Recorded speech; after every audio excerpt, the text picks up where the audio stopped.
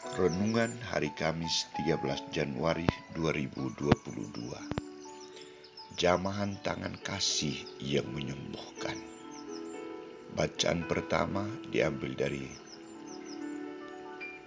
kitab 1 Samuel bab 4 ayat 1 sampai 11. Bacaan Injil dari Injil Markus bab 1 ayat 40 sampai 45. Saudara-saudariku terkasih, perasaan apa yang muncul dalam hati dan pikiran saudara-saudari saat berhadapan dengan orang yang sakit, orang yang meminta-minta di jalan, dan orang-orang kusta? Ada perasaan haru, perasaan heran, bertanya-tanya mengapa semua ini bisa terjadi dan dialami oleh penderita itu. Perasaan takut dan berbelas kasihan. Bagaimana tanggapan kita ketika mereka meminta sesuatu dari kita? Apakah kita cepat mengulurkan tangan dan memberikan bantuan? Ada yang ya dan ada yang tidak. Bahkan ada yang bersungut-sungut saat memberikan bantuan. Saudara-saudariku terkasih, saya dan saudara-saudari pasti tertarik dengan sikap dan reaksi Yesus ketika berhadapan dengan permohonan sang kusta yang datang di hadapannya. Orang kusta itu tidak takut berhadapan dengan Yesus, karena ia tahu siapakah diri Yesus yang sesungguhnya. Ia sudah mendengar berita tentang Yesus. Bahkan dari jauh ia melihat sikap dan tindakan Yesus. Orang kusta itu menyadari diri bahwa ia tidak layak bagi Yesus. Maka ia tunjukkan sikap sembah kepadanya dan memohon pertolongannya. Isi permohonan sang kusta bernada bukan paksaan, tetapi kerelaan dari Tuhan. Kalau Tuhan mau, engkau dapat mentahirkan aku. Mendengar pernyataan itu, Yesus memberikan jawaban.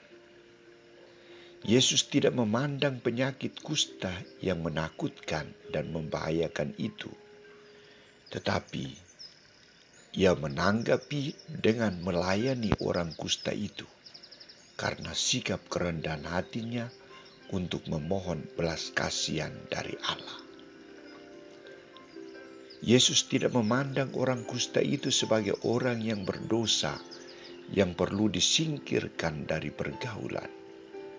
Tetapi karena belas kasihan Allah, karena kerahiman Allah, ia mau merangkul, ia mengulurkan tangan, menjamah orang itu dan berkata kepadanya, "Aku mau, jadilah engkau tahir."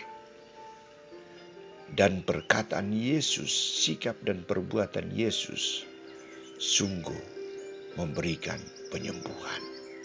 Seketika itu juga lenyaplah penyakit kusta orang itu dan ia menjadi tahir. Hanya dengan uluran tangan, jamahan kasih dan ucapan sabda yang penuh kuasa, penyakit kusta yang menakutkan itu disembuhkan oleh Yesus.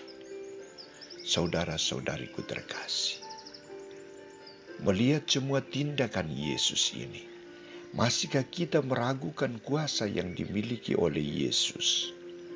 Masih belum percayakah kita akan kekuatan sabda Allah sebagai sabda kehidupan, sabda penuh daya dan penyembuh? Setiap hari Minggu kita berbondong-bondong datang ke gereja untuk merayakan Ekaristi dan mendengarkan sabda Allah. Apakah kita semua sudah berpartisipasi secara aktif sepanjang perayaan Ekaristi? Mau berpartisipasi dalam nyanyian, tetapi tidak membawa buku Mada Bakti atau puji syukur? Apakah semua kita sudah mendengar sabda Allah pada hari itu dan menimba kekuatan dan melaksanakan perintah-perintah sabda itu. Ketika ditanya inti sabda Tuhan, banyak orang tidak tahu.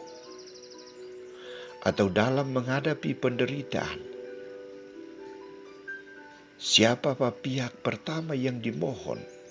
Apakah kita sembah sujud di hadapan Tuhan? Ataukah kita pergi kepada orang lain, sesama kita? Pernahkah kita membawakan seluruh beban hidup kita kepada Tuhan? Apakah Yesus mengatakan, "Aku mau sembuhlah engkau"? Saudara, orang yang beriman akan selalu datang memohon kekuatan Allah. Semoga kita juga tergolong orang yang beriman.